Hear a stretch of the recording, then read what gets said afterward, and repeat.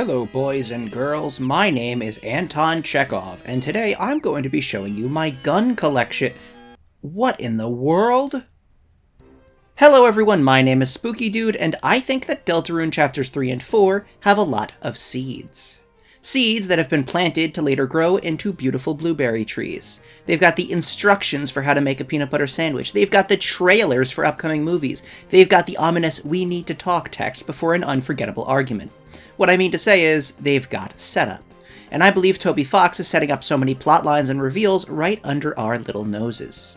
So today I'm going to be going through Deltarune with a fine-tooth comb and discussing some of the biggest theories about where the story is going, based on the tiniest of details.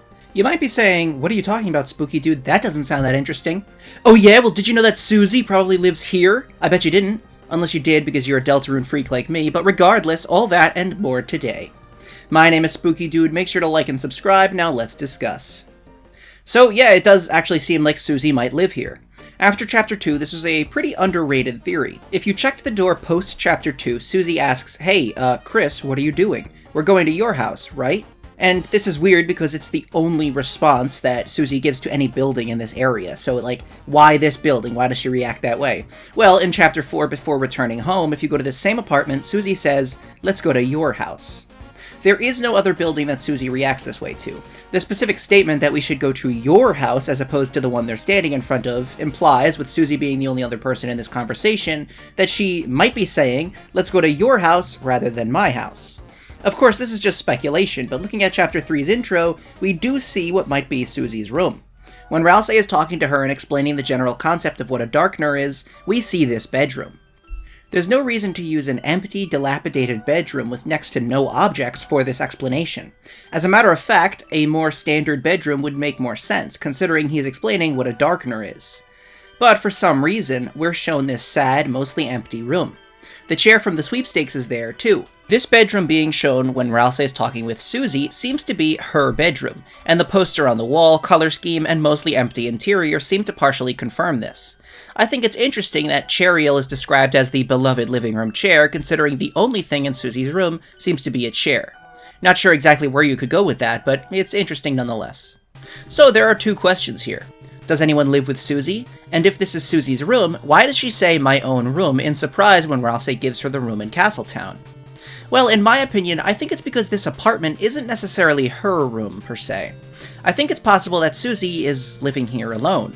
Obviously, she doesn't have a job, so she probably wouldn't be able to afford paying rent. And considering we don't see any parental figure anywhere around, I think it's likely that Susie is living here without anyone knowing. I would say that at some point we'll see into this building, and maybe even Susie's actual apartment. However, prior to Chapter 3, I was sure that we were going to see Toriel's room, which we never did. Now there's Toriel's room, the extra rooms of the holiday house, and more, which we haven't seen. So unless a future chapter is going to have a sort of everyone's gone now, so let's explore hometown alone scene where we can enter all of these previously locked areas, which, well, would be awesome, there's a chance that Susie's apartment won't actually be shown. To be fair, I wouldn't be mad about that, nor would I think it's lost potential. That's actually something I've seen quite often in this community, the idea that there's all this lost potential when something that was expected to happen doesn't happen, which, I mean, honestly, I really don't understand. I saw people complain about Toriel not being a big focus in Chapter 3, saying that it's missed potential, but in my opinion, the story was told just fine. We didn't need to hear Toriel explicitly state everything to us when the flashback cutscenes and NPC dialogue does the job just fine. Similarly, we know enough at this point for Susie's home to never actually be explicitly shown to us. Yes, I definitely think we need a bit more about her backstory, but as far as her actual home itself goes, we might not end up seeing it. That being said, it's definitely in this apartment building. The next thing I'd like to discuss is another Susie theory, specifically the idea that Susie is half human. I'm sorry, I know this is going to come across as a bit harsh, but I always sort of rolled my eyes at that suggestion, as I just thought it was a bit, well, kind of stupid. I mean, no offense to anybody that believed it, but this comes from two places, okay? First off, I'm just not the biggest fan of overthinking lore. By that I mean, remember when people were arguing as to why Rule's card turned to stone quicker in the weird route in Chapter 2? Arguing that it had to do with the will of the fountain and this and that? Well, I never really thought stuff like that mattered. I felt like that was just going overboard on hyper-examining individual bits of dialogue to make some unnecessary conclusion that doesn't really affect the story at all. Just let a story be a story, and don't fact-check every single line of dialogue to look for things that don't make sense. But then, Chapter 3 seems to do a lot more with the lore of when Darkeners turn to stone, almost actually giving credibility to a lot of those rules card theories and making me look like a dummy. In that same way, Chapters 3 and 4 seem to heavily imply that Suzie could actually be something we don't fully understand yet. Originally, if you knocked on a certain door in Hometown, this bunny girl would ask if you were the human her mom told her about, before asking, does it hurt to be made of blood? This implies that monsters are not made of blood, and yet, Suzie specifically says in Chapter 1, everybody bleeds, right? Not only that, but unused Chapter 2 sprites show Suzie bleeding, so through that logic, Suzie must be a half-human. However, I always said this was too speculative. But then, Chapters 3 and 4 added way more fuel to the fire. In Chapter 4, we see that Suzie knows how to clean up bloodstains, something she probably shouldn't know how to do, especially considering even Toriel seems to be a tiny bit behind on the whole human knowledge thing. Not only that, but Suzie does bleed. When she punches the Final Prophecy panel, her hand starts bleeding. Okay, so then the answer must be that monsters can bleed, right? No, because it's reiterated that when monsters die, they turn to dust, and that dust is scattered on an object, like what we see with Gerson. So then, the only logical answer is that Suzie isn't exactly a monster. Maybe she is half-human. You could argue that Suzie bleeding is just for effect. The point is just to make the player go, wow, this is so cool, oh, this is so, dark and dramatic. And I would agree, except for the fact that blood is a very prominent reoccurring symbol throughout Deltarune. There are so many times that the word blood is referenced throughout the game, and some of those references even further the Suzie half-human agenda. For example, when you feed Noelle the Heart's donut, she says, what? It's blood? Whereas Suzie says, blood, as if she instantly recognized it for what it was, because she knows what blood tastes like. On top of Suzie just being, being half-human based on her blood, I've also seen theories that Suzie being half-human meant she used to look like a human 100% until she slowly turned into her monster form and was therefore cast out of her home. I'm not going to say that Suzie being half-human is anywhere near 100% confirmed. We don't know for a fact that there isn't going to be some other explanation. Technically speaking, there's a chance that all monsters bleed and have some biological form prior to death. This could explain how Caddy's family had to have their stomachs pumped. The problem with Suzie being half-human, as evidenced by her ability to bleed, is that it would imply that Sans is also half-human. Because in Undertale, we see who is presumed to be the Deltarune Sans bleed. One thing in favor of the Suzie is not half-human theory is that after Sans walks off screen, we hear him turn to dust. Technically speaking, this could imply that I'm right. Suzie isn't half-human, and all monsters can bleed until they die and turn to dust in the Deltarune world. Another thing it could be is, well, not to get all, annoying again, but maybe it just doesn't matter. Maybe it's not being thought of to that degree, where, there's some, explicit lore as to how, darkeners, monsters bleed and then turn to dust. Maybe it's just oh yeah, she bleeds because, they can bleed, but it doesn't really matter. I don't know. Ultimately, I think that the only reason this would matter is for Suzie's character arc, as her being half-human could shed some light on why she has been an outcast her whole life. I think it also adds something to her relationship with Kris.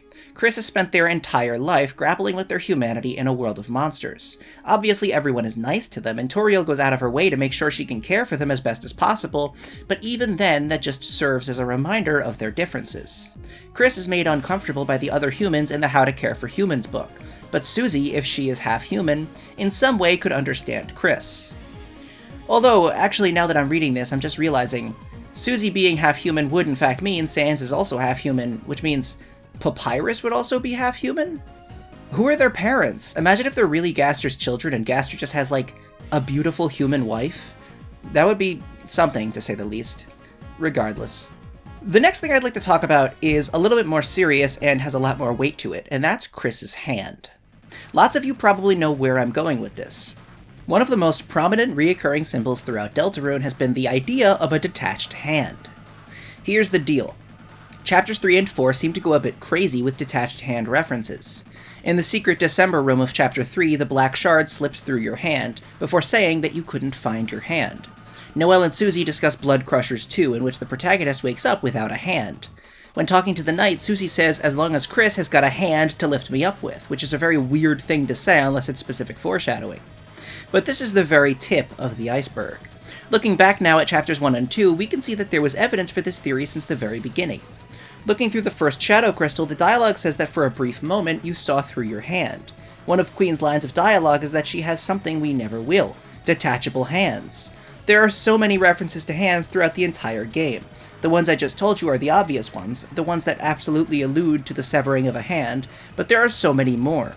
Kris being unable to wash the graphite off their hands, the other hand-washing references, the knight's hand, Gaster's holes in his hands, the knight's holes in its hands, etc. Hands are a super prominent symbol, and it seems as if Kris may lose theirs. I've seen several theories as to how this may happen. One that I am very terrified of is that Kris is going to do it to themselves to stop us, the player, from doing something. When Susie asks Kris if they'll play the piano again, you have several dialogue options including "I'll never play again" or "if you play too." Selecting "I'll never play again" on the weird route makes Kris physically bite their hand, hard. Susie says it's going to bruise. This scene could be foreshadowing a future scene where the same thing happens on a much bigger scale. We try to do something, but Kris removes their hand, forcefully stopping us from doing it. I think this is very, very interesting. I can't really say I have an idea as to what this would do as far as taking the story in a new direction. Kris losing their hand would be tragic, yes, absolutely, but I don't really know, how it would drastically change their motivations or anything like that. Unless there's more to this story, I don't really think there's much speculation we can do about this, outside the general idea that Kris will lose their hand. There is a really cool animation out there by EvanTube that actually shows how this might happen, where they make Susie bite their hand off to save themselves from the knight, and that's super cool. That being said, I do have one idea about this. If Kris loses their hand, I think the ending of Deltarune will involve them playing a duet on the piano, one-handed, alongside Suzie, who starts playing again. Just a thought worth throwing out there. The next thing I'd like to talk about is less of a structured "here's the evidence, here's the theory" segment. Instead, this is some foreshadowing I'm not fully sure of just yet. That being said, a certain scene in Chapter 4 has led me to a bunch of crazy thoughts about the weird route. I'm talking about Deltarune and apples. Here's the deal. With the last two things I've spoken about, you get the sense that the symbol being repeatedly brought up is indicative of something that's already happened or something that will happen. The references to Susie and blood is because she's half human. The references to a detached hand is because a hand will be detached. However, that's not exactly how symbolism works all the time, as is the case with the apples, which are referenced throughout the entire game. Apples are primarily referenced in relation to Kris. Apple-scented shampoo, Susie thinks Kris's hair smells like apples, Noelle's blog post talking about how Kris smells like apples, Tenna in his battle saying it smells like an orchard, the blog post again, which is a story about Susie eating an apple and throwing it at Kris, Susie drinking the apple shampoo in Chapter 4, the Cyberworld puzzle which spells out apple. So, what's the point? Well, for the longest time, I believed that the references to apples were meant to represent Kris's relationship with Gaster. In case you didn't know, there were several suggestions that Kris summoned a demon, or tried to summon a demon, and while it was mostly played for laughs, the apple symbolism, mixed with Kris's seemingly extraordinary knowledge about the future, like when they were going to wash their hands, suggests otherwise. The idea which many people had was that the apple was meant to represent the forbidden fruit from the Bible, and the story of the Garden of Eden. Adam and Eve were in the Garden of Eden, which was eternal paradise, until the devil tempted them with the forbidden fruit. After eating it, they gained extraordinary knowledge, specifically knowledge that was said to make them as gods. They reached too far, and in the end were cast out of the Garden of Eden for eternity.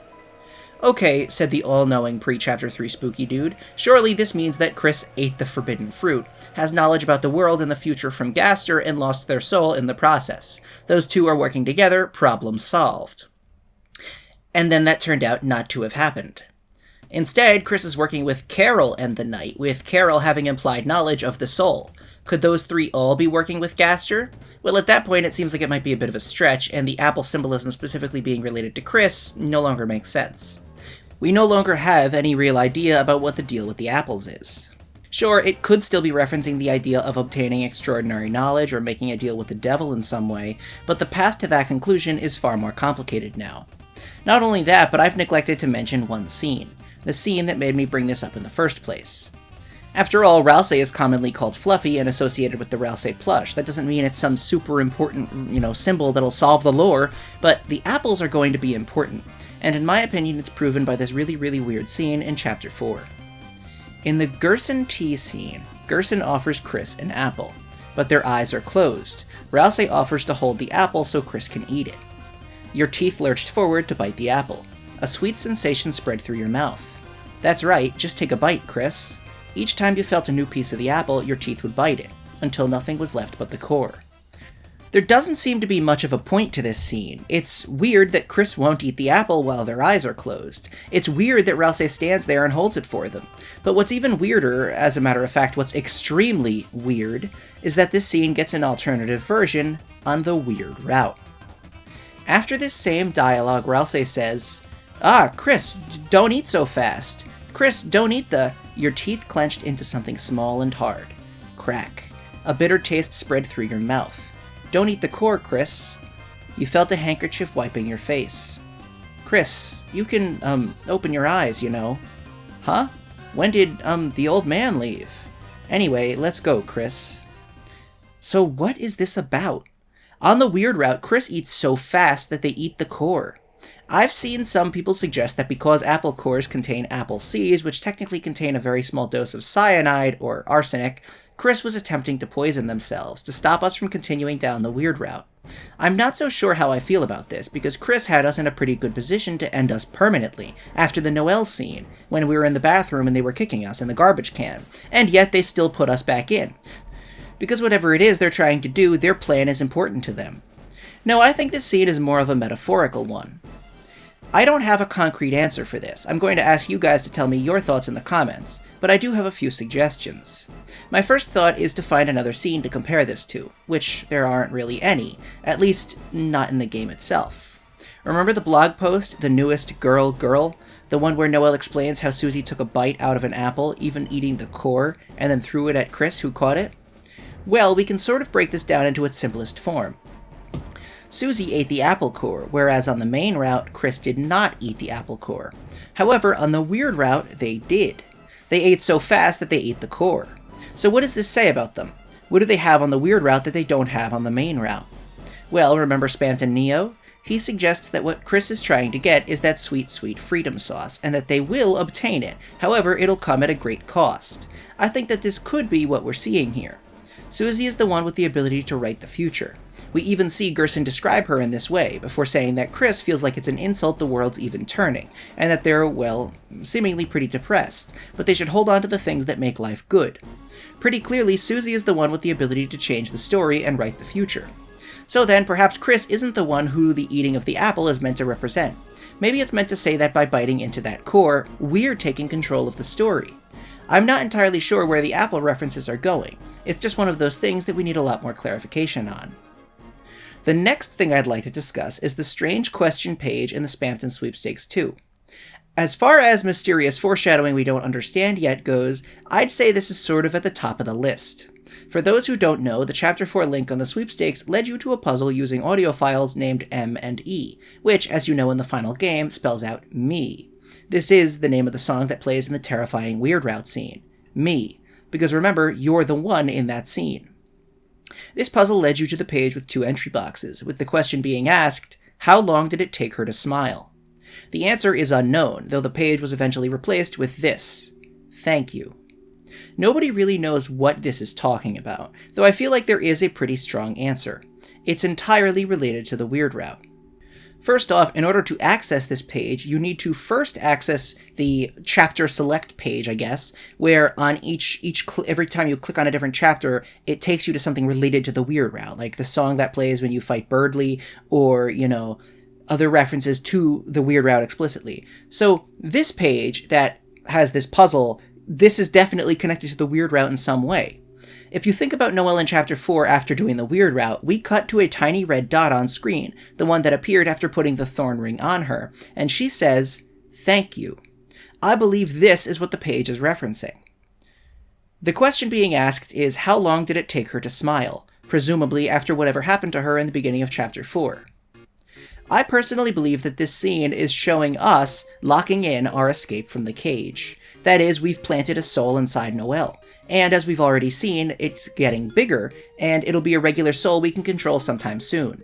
We will then fully take control of Noelle. When Chapter 2 came out, I figured that Noelle was one of many characters who would have their personality traits examined and would grow by the end of the chapter therein. For Noelle, that's learning to stand up for herself. For the other characters, well, I didn't really know. However, that was completely deconfirmed, as no other Lighteners have major roles in the other Dark Worlds. However, now I see why we learned all that about Noelle, because Kris is the optimal candidate for us. They are rebellious, they have extreme willpower, they are able to fight against us. But someone like Noelle? No way. The start of the weird route before we even put her in any kind of trance shows how she would listen to the Kris tell her to do things, even if she didn't want to. Now, obviously, there's a supernatural hold we have over her, and the reason we've put the soul in her is because she's our best candidate. She will never fight against us. We'll be able to do whatever we want. No more getting locked behind Kris, who doesn't want us to know too much. Kris may be the best candidate in the eyes of, Kris, Carol, and the Knight, but Noelle is the best candidate in our eyes, because she will never fight against us. So the question, how long did it take her to smile, in my opinion, is probably asking how long it took her for us to take over. Something along those lines. I wouldn't be surprised if that line itself, how long did it take her to smile, is said by one of the characters who will find out we've taken over Noelle, either Carol or, Gaster or something. Alternatively, the only other time we've seen a possessible character smile is Kris, when they eject us from their body at the end of Chapter 1. Rather than the smile indicating that we've taken control, maybe the question is asking how long until she stood up to us and beat us. But again, this is just speculation. That being said, with the idea of a smile being yet another very prominent symbol, I wouldn't be surprised if it means something very important. So that's where we're at. Now you might be saying, but Spookydood, there's so many more things that Toby might be setting up. So many tiny pieces of dialogue that'll be super important later on. And you know what? You're right. Which is why before we end the video, I'm going to go through a bunch of random things I think could be getting set up. If you examine the Phrygian tutorial Sans dance scene, it reads, "A bottle of ketchup stands defiantly inside." I believe this is the first part of a longer story involving Sans. He's sort of invaded Kris's life in a very unpleasant way, and this next chapter involving an inferno of jealousy could imply that Sans will play a relatively large role. There are 2 Gonery lines of dialogue by this one NPC, who was, by the way, also a Goner in Undertale. In the library he says, "Wait, the book's upstairs. The book's upstairs. Wait, the books are... Wait, love." Near where you stand to summon Onion San, he says, don't wait, especially the don't. Wait, don't. I have no idea what's going on here, but his repeating the word wait could mean something. I've jokingly suggested that wait, don't could be a WD Gaster reference, but I highly doubt that. Still, this is surely important. Bit of an obvious and well-known one, but Carol saying to Kris that you are always welcome here with you being in red indicates she knows about the red soul. The peculiar book in Chapter 4 that reads, "And so wept the fallen star, making rivers with its tears. Then slowly from the bitter water something grew. It looked like glass." What the heck, I'm not even going to pretend to make sense of this. Gaster cried and his tears became shadow crystals. Des cried and her tears became shadow crystals. I'm going to stop there because this is almost certainly a reference to wormwood from the Book of Revelations. In the Bible.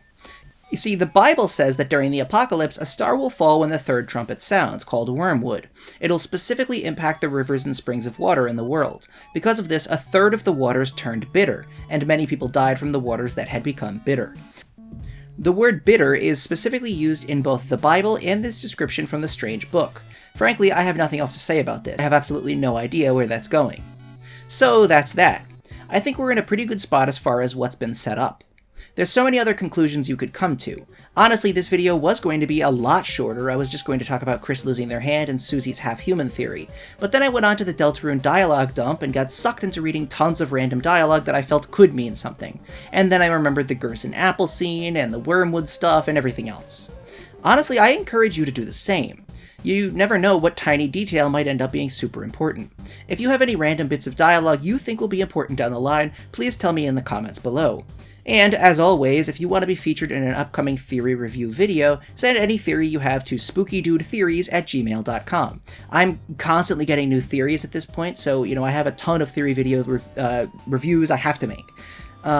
Thank you for watching. My name is Spookydood. This was definitely a bit of a shorter one, bit of a more, general topic one, but one thing I learned in the Friend video that I posted last week is that there were a ton of people who didn't actually know about Friend, believe it or not, and that was surprising to me. And so, you know, lots of people said, oh, I had no idea this guy existed, I had no idea, you know, that there was this big mystery surrounding him, or that he was a cat. So I think that videos like this are important, where maybe not everybody knows the Kris loses their hand theory. They see the art and they see the ideas, but they don't know where it stems from. So hopefully this video shed some light on some of those things. If you knew all of these things, well, tell me in the comments, I knew all these things, Spookydood, now give me my money back. And I won't give you your money back. Thank you for watching, my name is Spookydood, and I'll see you next time.